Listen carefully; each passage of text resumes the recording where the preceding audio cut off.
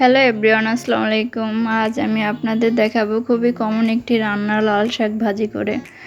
প্রথমে লাল শাকগুলোকে কেটে ধুয়ে এগুলোকে কড়াইতে দিয়ে দেব।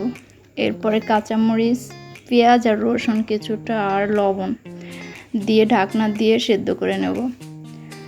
কিছুক্ষণ সেদ্ধ করার পরে একটু নেড়ে চেড়ে আবার একটু ঢাকনা দিয়ে একটু নরম করে নেব। একটু নরম করা হয়ে গেলে এরপরে এগুলোকে তুলে নেব। এগুলোকে তুলে নিয়ে এরপরে ফোড়ন দিয়ে দেব। তেল দিয়ে দিচ্ছি পরিমাণ মতো, আর কয়েকটা শুকনো মরিচ, রসুন, পেঁয়াজ এগুলোকে ভালোভাবে একটু নেড়ে লাল লাল করে ভেজে নেব। এরপর এতে দিয়ে দিচ্ছি জিরে। এরপরে শাকটা দিয়ে দেব। নেড়ে চেড়ে হয়ে গেলে এটাকে নামিয়ে নেব। এই যে হয়ে গেল।